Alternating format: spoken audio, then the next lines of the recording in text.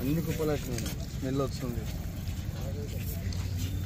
మళ్ళీ ఎండగొడితే మొత్తం వేటు నాల పడుతుంది.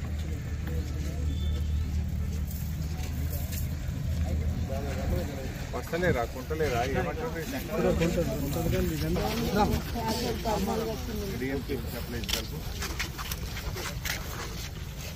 కొంచెం ఇట్లా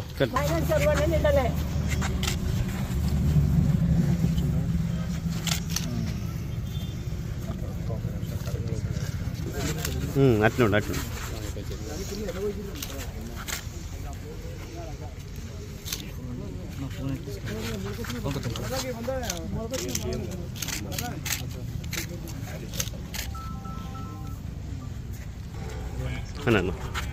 నేను ఇప్పుడు ఇరుకోడు గ్రామంలో ఉన్న సిద్దిపేట రూరల్ మండలము ఆల్మోస్ట్ అన్ని కుప్పలు ఇట్లా చెయ్యి పెట్టి తీస్తే ప్రతి కుప్పలో మొత్తం మొలకలు వచ్చినాయి. నీకు ఆ ఫోటోలు పంపుతా చూడు. నువ్వు వీటికి రా ఎవరైనా దోలి ఇరుకోడి అన్నీ కూడా లాపి ఇరుకోడి ఇవన్నీ కూడా మొలకలు వచ్చినాయి. ఫటాఫట్ లేపి ఆ బాయిల్ రైస్ పంపించింది. 1-2 కిలోస్ ఏదైనా కటింగ్ పెట్టినా సరే పచ్చిగా ఉంటే కానీ లేపుండు కొంచెం.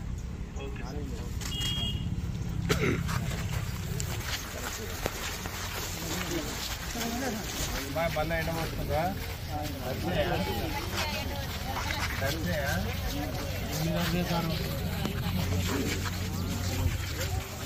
కొంచెం బ్యాక్ బ్యాక్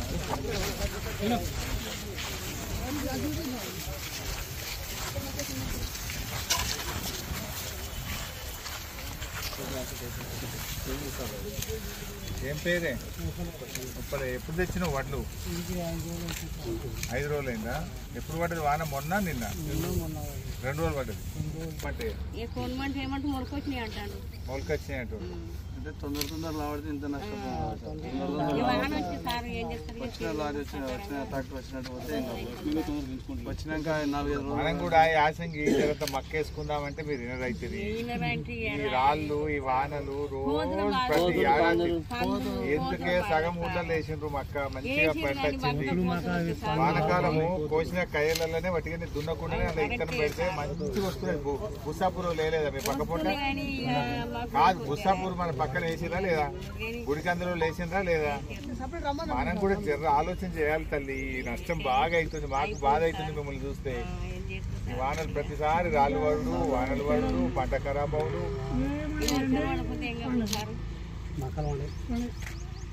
కాంగ్రెస్ ప్రభుత్వం వడ్ల కొనుగోలు విషయంలో పూర్తిగా విఫలమైపోయింది. రేవంత్ రెడ్డి మాటలు కోటలు దాటుతున్నాయి కానీ చేతలు గడప దాటని పరిస్థితి ఉంది. హైదరాబాద్లో కూర్చొని అందాల పోటీల మీద రోజు రివ్యూ చేస్తూ ఉన్నాడు రేవంత్ రెడ్డి.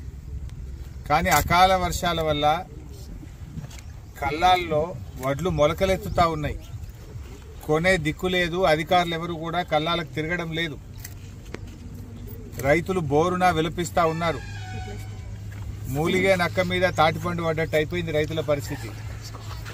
నీ పుణ్యమాని రుణమాఫీ కాకపాయే, రైతు బంధు వడకపాయే, ఏదో కష్టపడి ఆరుగాలం కష్టం చేసి అప్పులు తెచ్చి పంట పండిస్తే ఈ వడగళ్ల వానతో అకాల వర్షాలతో పండిన పంట కొనే దిక్కులేక ఇలా రైతులు తీవ్రమైనటువంటి ఆవేదనలో ఉన్నారు. రేవంత్ రెడ్డి కొంచెం రైతుల గురించి పట్టించుకో. చిల్లర మాటలు మాట్లాడు కాదు. రాష్ట్ర ఆదాయం పెంచడం చేత కాదంటావు, అప్పులు ఉడతలేవని మాట్లాడుతావు. అసలు నువ్వు ఒక ముఖ్యమంత్రిగా నువ్వు పూర్తిగా ఫెయిల్ అయిపోయినావు. ఇప్పుడు ఈ కొత్త ముచ్చట్న కేసీఆర్ ఉండగా 11 విడతల్లో కరోనా వచ్చినా, పెద్ద నోట్ల రద్దయినా, ఆర్థిక మాంద్యం ఉన్నా ఎన్నడూ రైతు బంధు పైసా రూపాయి ఆగలే. కేసీఆర్ గారు ఉన్నప్పుడు ఏ రోజు వడ్ల కొనుగోలు విషయంలో గింత తిప్పలు కాలే. నువ్వు వచ్చినాకనే అయితే కాంటాలు పెడతలేరు, లారీలు వస్తలేవు, సంచులు పంపినరు. 100 సంచులు ఇస్తే 40 సంచులు పొక్కలు పడే ఉన్నాయి. ఆ సంచులన్నా చక్కగా ఇచ్చే పరిస్థితి లేదు. అసలు నువ్వు గన్ని బ్యాగులు కూడా కొత్తవి కొని రైతులకు ఇచ్చే తెలివి తేటలు కూడా మీకు లేవా అని నేను అడుగుతా ఉన్నా. ఇక సంచులు కూడా సప్లై చేసే శాతం అయితే లేదా మీ గవర్నమెంట్కు? నా గన్ని బ్యాగులు దొరికాయి, లారీలు రావు, కాంటాలు పెట్టరు, ఆ మిల్లులకు పోతే దించుకోడు, 5-5 కిలోల తరగంటున్నారు, రైతుల్ని ఇబ్బంది పెడతా ఉన్నారు. నేను ఇలా సిద్దిపేట రూరల్ మండలం ఇరుకోడు గ్రామంలో వస్తే ఏ కుప్పలో చేయి పెట్టినా కూడా మొలకెత్తిన వడ్లే కనబడతా ఉన్నాయి. హైదరాబాద్ లో కూర్చొని ఉత్తమ్ కుమార్ రెడ్డి ఏమో మేము కొంటున్నాం అని ఏడగొంటున్నాం, మరి మొలకలెత్తి ఈరోజు వడ్లు నల్లబడిపోతున్నాయి. ఇప్పుడు వర్షం పడంగానే వెంటనే ఎత్తి రైస్ మిల్లులకు అలాట్మెంట్ ఇచ్చి బాయిల్ రైస్ చేసుకోవచ్చు కదా. రెవెన్యూ వ్యవస్థ ఏం చేస్తున్నారు?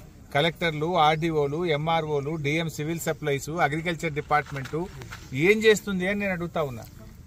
ఆ రోజు కేసీఆర్ గారు ప్రభుత్వం ఉన్నప్పుడు ఆయన వాన పడితే ఎంఆర్ఓలు పోయి సెంటర్లలో కూర్చొని ఆర్ఐఓ కాడ, డిటిఓ కాడ, ఎంఆర్ఓ కాడ కూర్చొని ఆర్డీఓలు తిరుక్కుంటా మిల్లులకు వెంటనే దించిపిచ్చి రైతుల్ని కాపాడుకునే ప్రయత్నం చేసినాం.